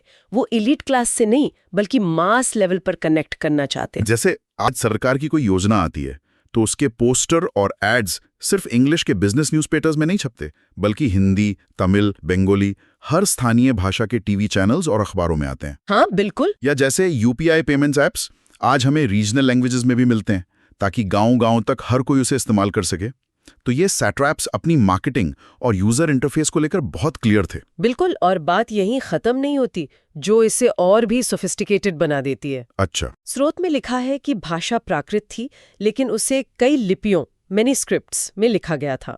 कई लिपियों में? हाँ, ये उनके साम्राज्य की डाइवर्सिटी और उनकी एडमिनिस्ट्रेटिव जीनियस को दर्शाता है। सोचिए, उनका राज गुजरात, मालवा, काठियावाड़ तक फैला था। इन इलाकों में अलग अलग समुदाय रहते होंगे, जिनकी अपनी अपनी लिपियां रही होंगी। जैसे ब्राह्मी और खरोष्टी। हाँ, जैसे उस दौर में ब्राह्मी और खरोष्टी लिपियों का बहुत चलन था, और हो सकता है कि लोकल लेवल पर ग्रीक लिपि का भी कुछ प्रभाव बाकी रहा हो। मतलब ये सिर्फ मैसेज पहुंचाना नहीं था, ये इंक्लूसिव गवर्नेंस का भी एक उदाहरण था। वो ये कह रहे थे कि हम आपकी भाषा और आपकी लिपि दोनों का सम्मान करते हैं। एग्जैक्टली। ये नहीं कि एक साम्राज्य एक लिपि का डंडा चला दिया, बल्कि विविधता को एक्सेप्ट किया और उसे अपने एडमिनिस्ट्रेशन का हिस्सा बनाया। ये तो बहुत ही मॉडर्न सोच है। वही तो, ये दिखाता है कि वो समझते थे कि एक डाइवर्स एम्पायर को एक साथ रखने के लिए फोर्स से ज्यादा स्मार्ट पॉलिसीज की जरूरत होती है। कई लिपियों का प्रयोग ये सुनिश्चित करता था कि साम्राज्य के हर कोने में व्यापारी, किसान, सैनिक, हर कोई उस सिक्के को पहचान सके और उस पर लिखे राजा के नाम को पढ़ सके। ये फाइनेंशियल इंक्लूजन भी है और कल्चरल रिस्पेक्ट भी। वाह। वो दिखा रहे थे कि हम सिर्फ विजेता नहीं हैं, हम शासक हैं, जो इस भूमि की कॉम्प्लेक्सिटीज को समझते हैं और उनका सम्मान करते हैं। वाह। तो अब अगर हम पूरी पिक्चर को जोड़ें, एक छोटा सा चांदी का सिक्का, लेकिन उससे हमें उनकी foreign policy, domestic policy, economic strength और कम्युनिकेशन स्ट्रेटजी सब कुछ पता चल रहा है। ये तो अपने आप में एक हिस्टोरिकल डॉक्यूमेंट है। एक छोटा सा सिक्का, लेकिन जानकारी का खजाना। एग्जैक्टली।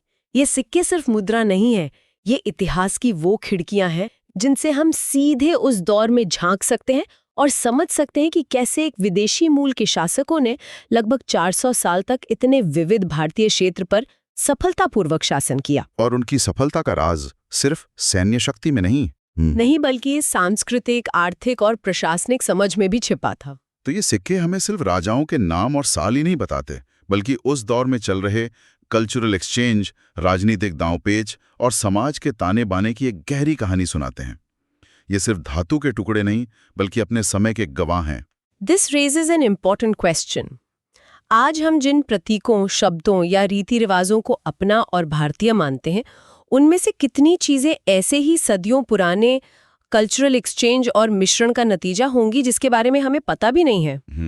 जैसे इन शक शासकों ने बौद्ध प्रतीक अपनाया और वो भारतीय इतिहास का हिस्सा बन गए, शायद वैसे ही अनगिनत चीजें हमारी संस्कृति में ऐसे घुल मिल गई हैं कि आज हम उनके फॉरेन ओरिजिन के बारे में सोचते भी नहीं। चलिए आगे बढ़ते हैं। ठीक है, तो अब हम गुप्त काल में जारी किए गए सिक्कों पर एक गहरी नजर डालते हैं। जरूर, ये तो मेरा पसंदीदा विषय है, बहुत ही दिलचस्प है ये। देखिए, जब हम गुप्त काल की बात करते हैं, मतलब मोटे तौर पर 4वीं से 6वीं शताब्दी, तो हमारे स्रोत इसे सिर्फ एक और साम्राज्य की तरह नहीं देखते। इसे एक महान हिंदू रिवाइवल का दौर कहा जाता है, एक सांस्कृतिक पुनर्जागरण। और मुझे ये बात हमेशा फैसिनेट करती है कि कैसे इतने बड़े बदलाव की झलक एक छोटी सी रोजमर्रा की चीज जैसे सिक्कों में भी मिल जाती है। बिल्कुल, और यही इन सिक्कों को खास बनाता है। इन्हें सिर्फ करेंसी या पैसे की तरह देखना मतलब एक बहुत बड़ी भूल होगी। अच्छा। हाँ, उस दौर के लिए ये सिक्के छोटे छोटे धातु के विज्ञापन थे, राजाओं के लिए अपनी इमेज को जनता तक पहुंचाने का सबसे कारगर जरिया, जिसे आज की भाषा में हम शायद पब्लिक रिलेशंस या पीआर कह सकते हैं। वाह, मतलब ये उस जमाने का ऑफिशियल ब्रॉडकास्ट था। बिल्कुल, ये सिक्के राजा की ताकत, उसके धर्म, उसकी कला में रुचि और उसकी उपलब्धियों का ऐलान करते थे। हर एक सिक्का एक कहानी कहता है। तो चलिए इसी से शुरू करते हैं। इन सिक्कों को बनाने के लिए किस धातु का इस्तेमाल होता था? क्योंकि मुझे लगता है धातु का चुनाव ही अपने आप में कहानी कहता होगा। आपने बिल्कुल सही नस पकड़ी है। स्रोतों से ये साफ है कि गुप्त सिक्के वो मुख्य रूप से सोने के थे। सोने के? हाँ, सोने के। और ये कोई मामूली बात नहीं है। जरा सोचिए, एक साम्राज्य जो अपनी ज्यादातर मुद्रा सोने में ढाल रहा है। ये उस दौर की जबरदस्त आर्थिक समृद्धि का सबसे बड़ा सबूत है। मतलब एक तरह का पावर मूव था। बिल्कुल, एक पावर मूव। ये बताने का तरीका कि हम कितने संपन्न हैं। इसकी तुलना शायद आज की किसी अरबपति से की जा सकती है जो सिर्फ सबसे महंगे ब्रांड्स का ही इस्तेमाल करता हो। एक स्टेटस सिंबल। सही बात है। लेकिन सोने का महत्व सिर्फ आर्थिक नहीं था। अगर हम इसे बड़ी तस्वीर में देखें तो भारतीय संस्कृति में सोने को हमेशा से दिव्यता और शुद्धता से जोड़ा गया है। तो सोने के सिक्के जारी करना सिर्फ ये नहीं दिखाता था कि राजा अमीर है, बल्कि ये भी स्थापित करता था कि उसका शासन पवित्र है, दैवीय कृपा से चल रहा है। तो क्या ये सिक्के रोजमर्रा के इस्तेमाल के लिए थे, जैसे सब्जी खरीदने के लिए? नहीं। जहां तक प्रैक्टिकलिटी की बात है तो ये सोने के सिक्के शायद रोजमर्रा की खरीदारी के लिए नहीं थे। ये हाई वैल्यू ट्रांजैक्शंस के लिए थे। जैसे जमीन की खरीद फरोख्त, बड़े व्यापारिक सौदे, टैक्स चुकाना या फिर बड़े अधिकारियों और सेना को वेतन देना। अच्छा, तो फिर छोटे मोटे लेन देन के लिए क्या था? क्या चांदी के सिक्के भी थे? हाँ, चांदी के सिक्के भी थे, लेकिन उनकी कहानी और भी ज्यादा दिलचस्प है। स्रोत बताते हैं कि चांदी के सिक्के गुप्त साम्राज्य में शुरू से नहीं थे। ये खास तौर पर तब जारी किए गए जब सम्राट चंद्रगुप्त द्वितीय ने पश्चिमी क्षत्रपों को हराया। ये एक बहुत बड़ी मिलिट्री विक्ट्री थी। अच्छा, तो ये रोजमर्रा के इस्तेमाल के लिए नहीं बल्कि एक खास मौके के लिए था। जैसे आज की सरकारें किसी बड़ी घटना पर कमेमोरेटिव पॉइंट्स जारी करती हैं। आपने एकदम सही समझा। एग्जैक्टली। ये चांदी के सिक्के उस जीत का जश्न थे। ये पूरे देश में धातु के माध्यम से किया गया ऐलान था कि देखो, हमने अपने एक बड़े दुश्मन को हरा दिया है। ये तो सच में बहुत दिलचस्प है। अब जरा इन सिक्कों के डिजाइन पर आते हैं। इन पर होता क्या था? यहीं तो गुप्तकालीन सिक्कों की कलाकारी का पता चलता है। तस्वीरें एक जैसी बिल्कुल नहीं थीं। सिक्के के एक तरफ हमेशा राजा का चित्र होता था, लेकिन अलग अलग अंदाज में। ये एक तरह से राजा के जीवन की हाईलाइट रील थी। हाईलाइट रील मतलब जैसे कि राजा की मार्शल एक्टिविटीज, मतलब उसकी वीरता दिखाने वाले दृश्य। कई सिक्कों पर सम्राट को घोड़े पर बैठकर शेर का शिकार करते या फिर बाघ पर तीर चलाते हुए दिखाया गया है। वाह! कुछ सिक्कों पर तो वो गैंडे जैसे खतरनाक जानवर का भी शिकार कर रहा है। ये सीधे सीधे प्रजा को एक संदेश था कि तुम्हारा राजा एक शक्तिशाली योद्धा और रक्षक है। आज के नेताओं की तरह जो सेना की वर्दी में या फाइटर जेट में तस्वीरें खिंचवाते हैं। बिल्कुल वही बात है, एक शक्ति प्रदर्शन। लेकिन मुझे एक बात ने सबसे ज्यादा हैरान किया। मैंने पढ़ा है कि एक सिक्के पर सम्राट समुद्रगुप्त को वीणा बजाते हुए दिखाया गया। मतलब एक महान योद्धा और वीणा। है ना कमाल की बात? और यही गुप्त राजाओं की खासियत थी। ये उनकी छवि को संतुलित करने का एक बहुत ही सोचा समझा तरीका था। कैसे? एक तरफ वे खुद को अजेय योद्धा दिखाते थे और दूसरी तरफ एक संवेदनशील कलाकार। ये संदेश देता था कि उनका राजा सिर्फ बाहुबल से नहीं बल्कि बुद्धि और कला से भी शासन करता है। वो एक कल्चर्ड शासक है। वाह, ये तो इमेज बिल्डिंग का एक बहुत ही गहरा तरीका है। हाँ। और क्या कर्तव्य दिखाए जाते थे? शाही कर्तव्यों को भी प्रमुखता दी जाती थी, खासकर अश्वमेध यज्ञ। कई सिक्कों पर राजा को यज्ञ के घोड़े के पास खड़े या वेदी के सामने आहुति देते हुए दिखाया गया है। ये अश्वमेध यज्ञ इतना जरूरी क्यों था? ये तो एक धार्मिक अनुष्ठान था, है ना? नहीं, सिर्फ धार्मिक नहीं, यह उस युग का सबसे बड़ा राजनीतिक संदेश था। राजनीतिक संदेश? हाँ। अश्वमेध यज्ञ का सफल होना इस बात की घोषणा थी कि राजा की सत्ता को कोई चुनौती नहीं दे सकता। वो चक्रवर्ती सम्राट है। सिक्के पर इसका चित्र छापना मतलब पूरे साम्राज्य और पड़ोसी राज्यों तक ये ऐलान करना था कि यहाँ का सबसे बड़ा शासक मैं ही हूँ। कमाल है। मतलब हर तस्वीर, हर प्रतीक के पीछे एक गहरा राजनीतिक अर्थ छिपा है। अब सिक्के के दूसरे पहलू पर आते हैं। वहां क्या होता था? सिक्के का दूसरा पहलू भी उतना ही महत्वपूर्ण था। यहाँ पर अक्सर किसी देवी या देवता का चित्र होता था। सबसे ज्यादा चित्र देवी लक्ष्मी के मिलते हैं। धन और समृद्धि की देवी। बिल्कुल। उनका सिक्के पर होना एक तरह की शाही गारंटी थी कि इस राजा के शासन में राज्य समृद्ध रहेगा। और लक्ष्मी जी के अलावा देवी दुर्गा, जो शक्ति का प्रतीक है, उनका चित्र भी मिलता है। कुछ सिक्कों पर देवी गंगा को उनके वाहन मगरमच्छ पर बैठे हुए दिखाया गया है। इन दैवीय प्रतीकों का इस्तेमाल राजा के शासन को एक डिवाइन लेजिटिमेसी देता था। मतलब देवताओं का आशीर्वाद है। हाँ, इसके अलावा गरुड़ का चित्र भी बहुत आम था, जो भगवान विष्णु का वाहन है। गरुड़ गुप्त वंश का राज चिन्ह था। लेकिन जो बात मुझे सबसे असाधारण लगी वो ये है कि कुछ सिक्कों पर, जैसे चंद्रगुप्त प्रथम के सिक्कों पर, राजा के साथ रानी कुमार देवी का भी चित्र है। उस युग के हिसाब से तो ये बहुत बड़ी बात रही होगी। बिल्कुल, ये सिर्फ एक तस्वीर नहीं थी, यह सत्ता के समीकरण को दर्शाती थी। रानी कुमार देवी शक्तिशाली लिच्छवी वंश से थीं, और इस विवाह ने गुप्तों की राजनीतिक शक्ति को बढ़ाने में बहुत मदद की। अच्छा। तो सिक्के पर उन्हें जगह देना, इस बात को स्वीकार करना था कि सत्ता संरचना में रानी और उनके परिवार का भी महत्वपूर्ण योगदान था। ये सिर्फ राजा का वन मैन शो नहीं था। धातु, डिजाइन और प्रतीकों के अलावा एक और चीज थी जिसने इन सिक्कों को खास बनाया, भाषा। हाँ, भाषा, ये एक और क्रांतिकारी बदलाव था। गुप्त काल के सिक्कों पर पहली बार पूरी तरह से संस्कृत भाषा का इस्तेमाल हुआ, जिसे ब्राह्मी लिपि में लिखा जाता था। इससे पहले क्या इस्तेमाल होता था? इससे पहले के शासकों जैसे कुषाण या शक के सिक्कों पर प्राकृत, ग्रीक या खरोष्टी जैसी लिपियों का प्रभाव दिखता था।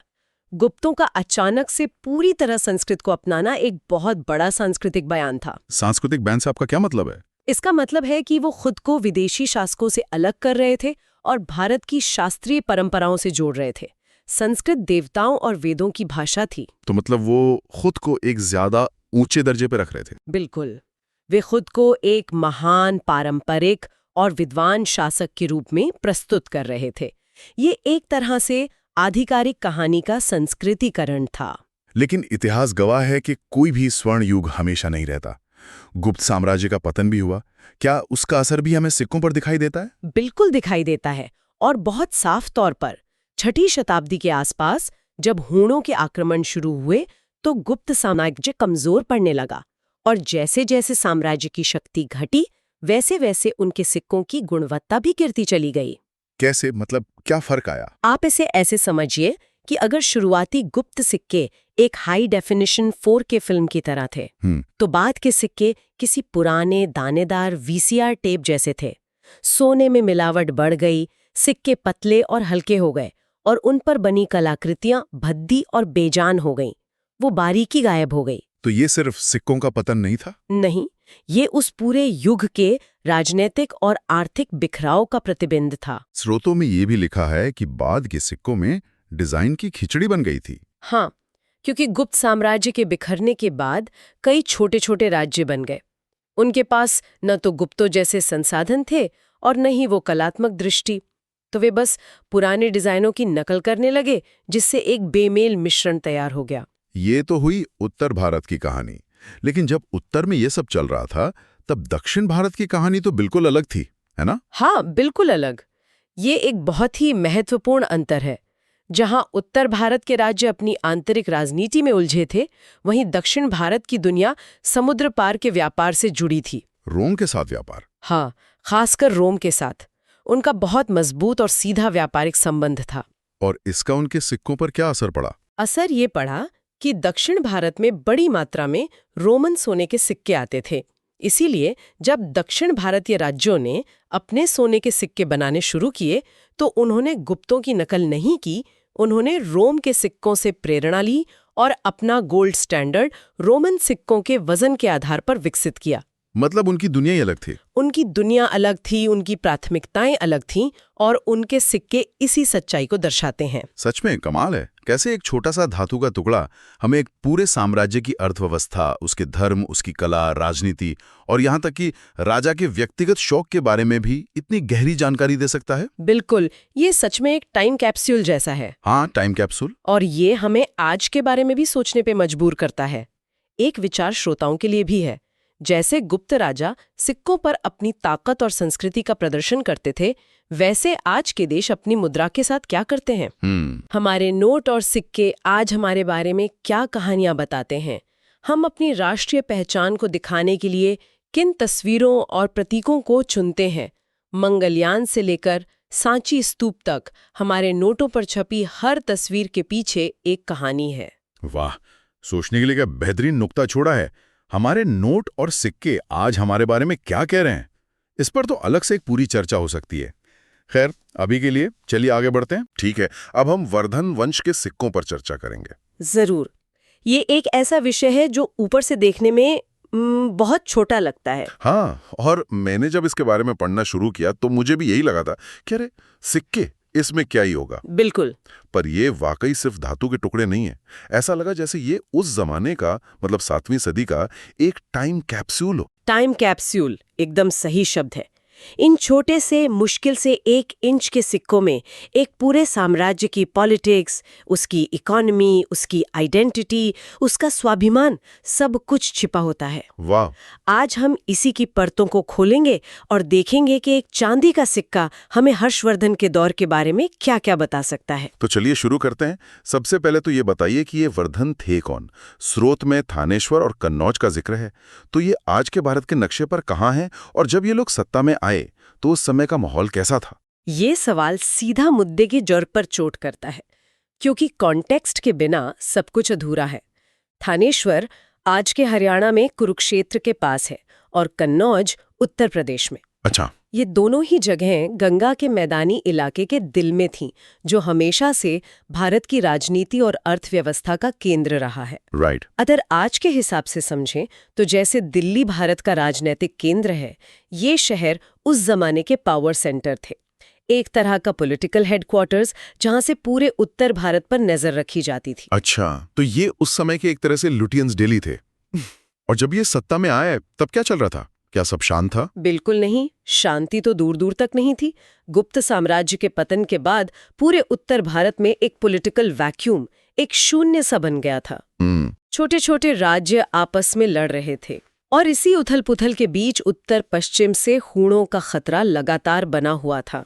ये वो माहौल था जिसमें वर्धन वंश ने अपनी जगह बनानी शुरू की, खासकर हर्षवर्धन के पिता प्रभाकर वर्धन के समय से। हूणों का जिक्र आता ही कहानी में एक अलग ही रोमांच आ जाता है। श्रुत में भी लिखा है कि वर्धनों ने हूण आक्रमणकारियों को भारत से बाहर निकाला। ये तो बहुत बड़ी बात लगती है, किसी फिल्म की कहानी जैसी। ये सिर्फ बड़ी बात नहीं, ये उनके सत्ता में आने का सबसे बड़ा कारण था।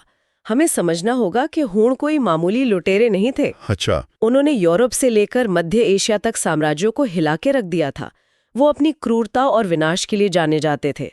जब प्रभाकर वर्धन और बाद में उनके बेटों ने हूणों को हराया तो ये सिर्फ एक सैन्य जीत नहीं थी, ये एक सिंबॉलिक जीत थी। हाँ बिल्कुल। इसने वर्धनों को भारत के रक्षक के रूप में स्थापित कर दिया।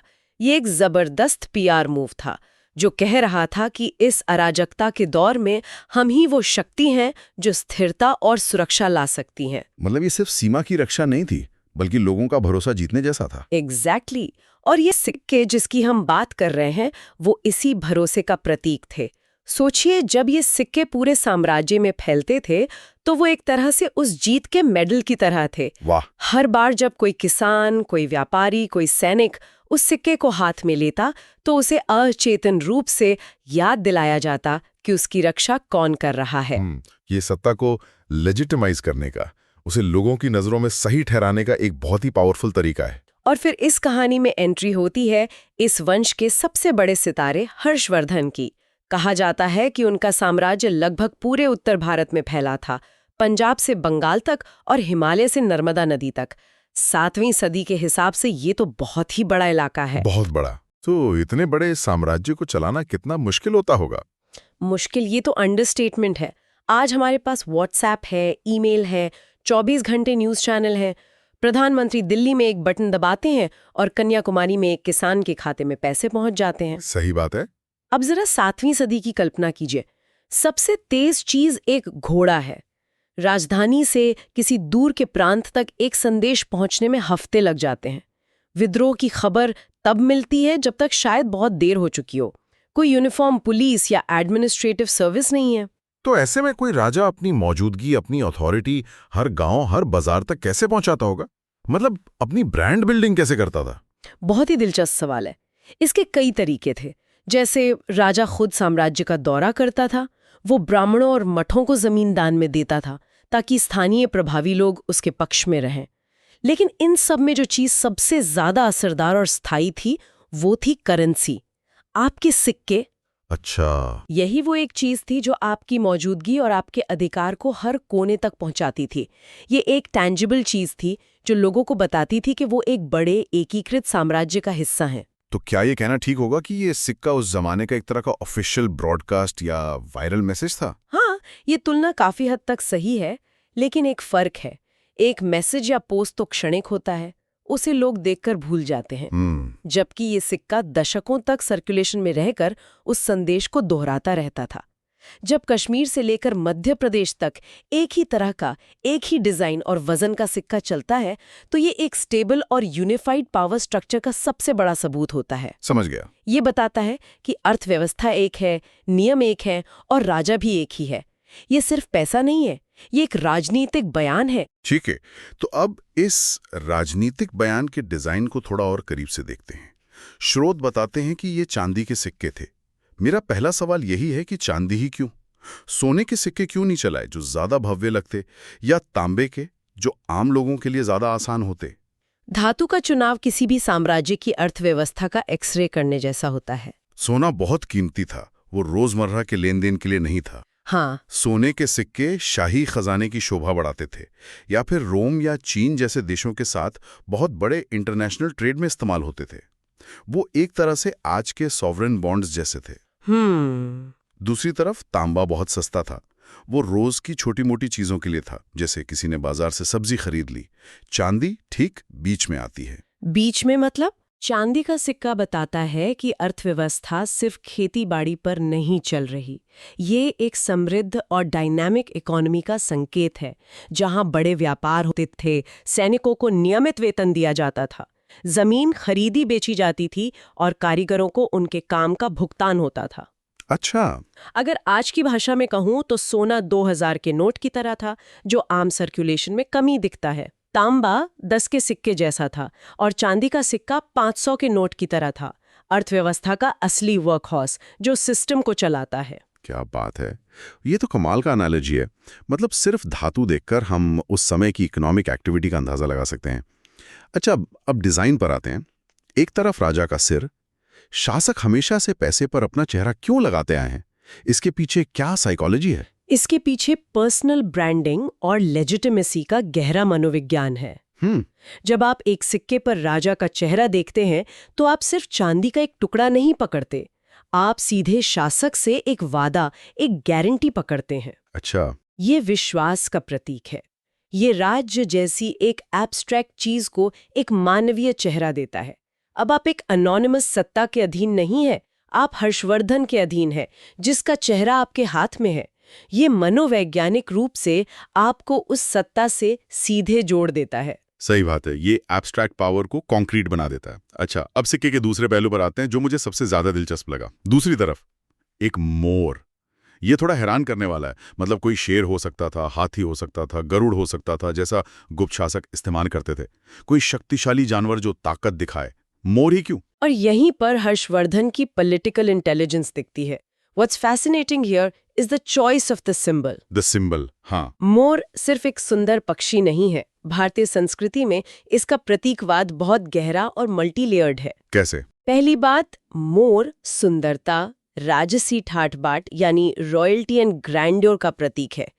ये संदेश देता है कि हमारा साम्राज्य सिर्फ शक्तिशाली ही नहीं, बल्कि समृद्ध, सुसंस्कृत और कलात्मक भी है। ओके, तो ये एक एस्थेटिक स्टेटमेंट है। हमारे पास ताकत के साथ साथ टेस्ट भी है। सिर्फ उतना ही नहीं, और यही इसकी खूबसूरती है। हिंदू पौराणिक कथाओं में मोर युद्ध के देवता कार्तिकेय का वाहन है। ओहो। तो एक ही प्रतीक से आप दो बिल्कुल अलग संदेश दे रहे हैं। एक तरफ आप समृद्धि और सुंदरता दिखा रहे हैं और दूसरी ही तरफ आप अपनी सैन्य शक्ति का इशारा भी कर रहे हैं। ये गुप्तों के गरुड़ से बहुत अलग है। गरुड़ सीधा सीधा भगवान विष्णु से डिवाइन लेजिटिमेसी लेता है। हर्षवर्धन का मोर ज्यादा सेक्युलर और कहीं ज्यादा सोफिस्टिकेटेड मैसेज दे रहा है। वाह। ये एक बड़ी कंपनी के लोगो जैसा है जिसमें कई छिपे हुए अर्थ होते हैं। समझ गया। तो मतलब एक तरफ राजा का चेहरा कह रहा है मैं तुम्हारा शासक हूं, और दूसरी तरफ मोर कह रहा है मेरा साम्राज्य सुंदर, समृद्ध और सैन्य रूप से शक्तिशाली है। ये तो एक छोटे से सिक्के में पूरा विजन डॉक्यूमेंट डालने जैसा है। बिल्कुल, ये एक बहुत ही सधा हुआ संदेश है जो एक छोटे से सिक्के के जरिए पूरे साम्राज्य में फैलाया जा रहा था। अब आते हैं स्रोत के अंतिम और मेरे हिसाब से सबसे हैरान करने वाले विवरण पर। इन सिक्कों पर जो तारीखें थी वो एक नए युग के हिसाब से थी, जो 606 ईस्वी में हर्षवर्धन के राज्याभिषेक से शुरू हुआ। ये तो मतलब एक अलग ही स्तर की बात है, अपना कैलेंडर शुरू कर देना। बिल्कुल, this is the ultimate assertion of power. ये शक्ति का चरम प्रदर्शन है। आप सिर्फ जमीन पर राज नहीं कर रहे, आप समय पर भी अपनी मुहर लगा रहे हैं। एक नया कैलेंडर या युग शुरू करने का मतलब है कि आप इतिहास को 2 हिस्सों में बांट रहे हैं, मुझसे पहले और मेरे बाद। बिल्कुल। ये खुद को इतिहास के केंद्र में स्थापित करना है। तो ये एक तरह का कंप्लीट रीसेट बटन दबाने जैसा था। राजा कह रहा था कि पुराना सब भूल जाओ, विक्रम संवत या शक संवत को छोड़ो, अब हर्ष एरा है, मेरा शासन ही नया साल है, नया जमाना है। बिल्कुल, और इस विचार को जहन में डालने का इससे बेहतर तरीका क्या हो सकता है कि आप उस तारीख को एक सिक्के पर छाप दे जो हर हाथ में घूम रहा है। सही बात है। ये इस विचार को हर दिन हर पल मजबूत करता है। हर लेनदेन के साथ लोगों को याद दिलाया जाता है कि राजा कौन है और उसका शासन कब शुरू हुआ। जब कोई व्यापारी अपना बही खाता लिखता था और उस पर तारीख डालता था, हर्ष युग का 25वां साल, तो वो अनजाने में ही हर्षवर्धन की सत्ता को स्वीकार कर रहा था और उसे और मजबूत कर रहा था। अच्छा, ये पावर स्ट्रक्चर का एक निरंतर सूक्ष्म रिमाइंडर है। तो अगर हम इस पूरी चर्चा को समेटें तो इसका कुल मतलब क्या है? हमने एक छोटे से चांदी के सिक्के से शुरुआत की और सत्ता, ब्रांडिंग, अर्थव्यवस्था, प्रतीकात्मक और यहाँ तक कि समय की धारणा को नियंत्रित करने की एक पूरी कहानी को उजागर कर दिया। ये छोटा सा सिक्का असल में हर्षवर्धन के पूरे शासन का एक मैनिफेस्टो था। बिल्कुल सही सारांश है। ये सिक्का एक भौतिक वस्तु से कहीं ज्यादा है। ये उस युग की कलेक्टिव कॉन्शियसनेस का एक हिस्सा है जिसे शासक ने बड़ी होशियारी से आकार दिया था, और ये हमें ये सोचने पर मजबूर करता है कि हमारे समय के सिक्के क्या हैं। वो कौन सी रोजमर्रा की चीजें हैं, हमारे नोटों पर बनी तस्वीरें, हमारे फोन के ऐप्स के लोगो, हमारे कपड़ों पर लिखे ब्रांड्स जो सत्ता और संस्कृति के प्रतीकों को ढोती हैं और हमारे समाज के बारे में एक ऐसी कहानी बताती हैं जिसे भविष्य के इतिहासकार शायद इसी तरह एनालाइज करेंगे। क्या बात है। मतलब आज हम जो यूपीआई ट्रांजैक्शन करते हैं वो भी भविष्य के लिए एक डेटा पॉइंट है जो हमारी कहानी कहेगा। बहुत दिलचस्प इस सोच के साथ। चलिए आगे बढ़ते हैं।